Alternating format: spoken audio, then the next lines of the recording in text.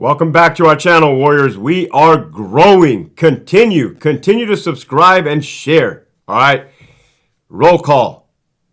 I see you guys tapping in. I see you guys in the comments. There's people from all over. I mean, freaking Japan, Indiana, man, New Zealand, Canada, Alberta, multiple places. All right.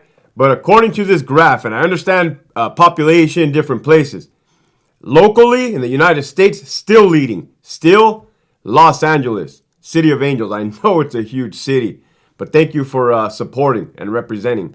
Number 2, San Francisco. 3, San Diego. And my buddies in Sacramento have dropped down to number 4. Maybe they gave up. Who knows? It's typical. And then Fresno at number 5. All right? That doesn't take away from anybody else. That's just what's showing on here. But keep pushing that message. Today's message is going to be about respect. Respect is huge. Respect and disrespect can mean the matter of life and death inside the California Department of Corrections, or any other prison for that matter. When you break it all down to the very minimal, the very minuscule things that we have as humans on the baseline, whether male or female, is respect. Especially when you take away people's privileges in prison, and they don't have, they're not supposed to have cell phones. They don't have Nintendo. They don't have the ability to go out and get a Starbucks, right? What they do have is honor and respect as an individual, as a person. On one of the videos I shared that I was talking shit as a kid, as a 6th grader, and he was damn near about to beat my ass, and my dad told me, get out there and go handle your business. I learned that lesson at that age. Don't disrespect nobody. And I learned it the hard way. Thank God I didn't get black and blue and bruised. You know, I actually bitched up. So through all these life experiences, I was born in 1984, and I know that culture has changed, but I will absolutely refuse to adapt to the new times. As long as I keep it old school, as long as I keep it cool, and will stay within my limits, my boundaries, and my honor, things are going to be all right.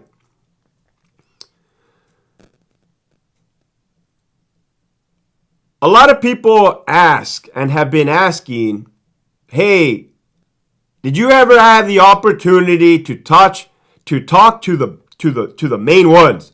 Did you ever have the opportunity to talk to the head honchos? You know, the heavies. I did. I did have that opportunity. I didn't carry myself no different either which way. I didn't go out of my way to impress anybody. Didn't go out of my way to, hey, give this person an extra lunch because of who they are and what they represent. I continue that same baseline. All right. I give people their space. No, ain't nobody like to be at the grocery store with somebody breathing down your neck, right? I give people their space. I'm very observant. I watch people. Me personally, I don't show up on a scene and be like, hey, what's up? I've arrived. Hey, what's going on? What's cracking? That's not my style. That actually probably pisses people off and rubs people the wrong way. Take this YouTube channel, for instance. I've watched a lot of the channels prior. I've watched the Gunners Collective. I watched the Convicts Perspective, and I watched Dubs. I enjoyed that content. I enjoyed their videos. I enjoyed their stories prior to resigning from my career with the California Department of Corrections. Even coming on here, I didn't boast, brag, come off as rude, and that's just me keeping that baseline. The fellas tapped in and I tapped in back, right? Like we engaged and in a mutual, respectful manner, approached each other. And that's what I'm breaking it down to, is that you don't ever want to assert yourself over somebody else. To me, and I break it down even simpler than that, I take it as like we're animals, right? Lions. You see two lions walking down, like the last thing you're going to do is fucking jump and pounce and then like attack one, right? Because even lions know, hey, I see you over there, you see me over here. Let's just keep it moving, right? I got probably mouse to feet over here, you got mouse to feet over here. That's my approach. That's my approach. And this approach has done me well. Has not gotten me in any jams by my own doings. So I had the opportunity to tap into Dub's channel and the Gunners Collective, and I recommend you guys go over there and subscribe, right? Because they're showing me love, and it's just out of respect, Hey, I see you, you see me. I always respect those who have gone before me. They have gone before me. No matter where I'm at. If I'm in the military and those dudes had gone before me, Vietnam vets, World War II vets, all those gentlemen have gone before me. Working in the prison, yeah, I came in young. I came in at 22, immature compared to now. But you best believe I respected those that came before me. So that's kind of how I operate. That's kind of how I move. Right? I don't encroach on people. I don't make it a point to rub them the wrong way. I've met individuals that will fucking boast, brag, and it usually doesn't end well for them. And everybody else around them sees it and be like, oh, there he goes, tooting his own horn again. There he goes. You guys have that in wherever you guys work, live, operate, move. So, yeah, that's how I move. That's how I operate, especially when dealing with those heavy individuals that we just mentioned inside the prison system, or somebody of influence.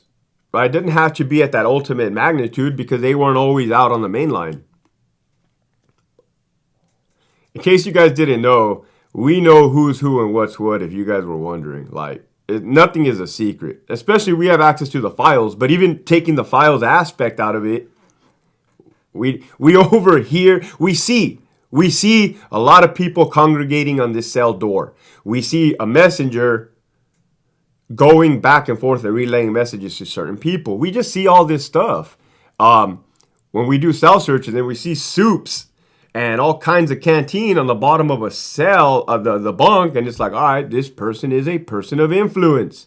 It's obvious, right? And initially, my style was to never take my problems to them. I didn't want to get down like that. I didn't want to look as if I couldn't hold my own. But I acknowledge and I respect it. One thing I never did in the prison system that I saw other people do, and it's kind of weird. I would like to get your guys' take on this. Tap in on the comments. I never, ever referred to an inmate by his AKA, by his moniker. Like Little Sleepy, a Joker, Spider, any of these, right? Danger, Bala. Some of you guys are probably like, hell yeah, that's what's up. He representing, but I never did. I called them by their last name, and I did that out of respect. And I always wondered, like, I bet this person doesn't want to be called like that. They probably want to be called by their last name. But like I said, let me know.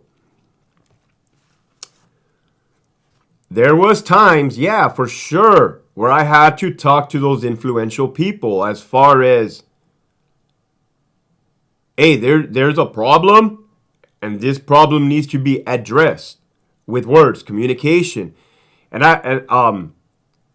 one of them was, and I just talked about it yesterday on that live, was that, hey, a lot of times at the lower level, you're going to see me separate for sure. Lieutenants on down, that's where it's at. We police our own. We police our own, so you don't have to worry about that. It's above that. It's a fucking mayhem. But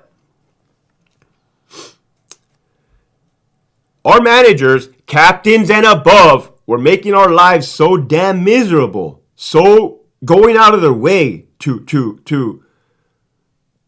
target us, retaliate, harass, which is all illegal, mind you. that we were like, fuck that. I'd rather call in sick. You know what? Fuck you. I'm not going to come to work so you can fucking shit on us. You know, I'd rather burn a sick time or a holiday.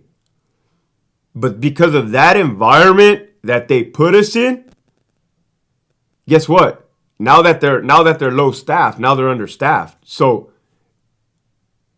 the inmate population cannot get what they have coming. Their access to yard recreation, where they go out and play handball, walk the track, do pull-ups on the pull-up bar.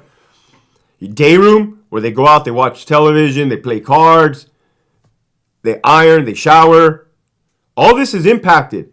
All this is impacted as a result of, like I told you, the powers that be. Like, you were better off calling in sick than coming to work and risk getting fired or money taken. It's just the luck of the draw. It just was easy math. I get to bang out, enjoy the rest of my whole day with my family at the zoo or SeaWorld, and you guys can go fuck off and figure it out over there, referring to the upper management. But who paid the price? What our partners did on one aspect, and then the inmate population on the other. They weren't getting their program. That created a hostile environment between the staff and the inmates. There was times where I had to tell them, like, hey, check it out, man. It is fucked right now. It is fucked up with the COVID, short vacancies. With the call-outs, short vacancies. There was times where me as a lieutenant, I would self-feed. I didn't have to self-feed. There's nothing saying I do. But then again, there's nothing saying I don't. It's not beneath me. There was no job beneath me. And that's the difference.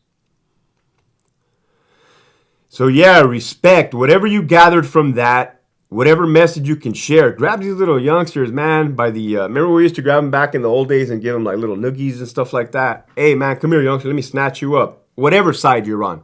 And you're going to respect somebody. You're going to mind somebody before it ends in catastrophe. All right? That's my message for today. Respect. Once again, make sure you share this channel. I appreciate you guys. You guys are the reason why we're growing this channel. Our channel. All right? Keep pushing forward.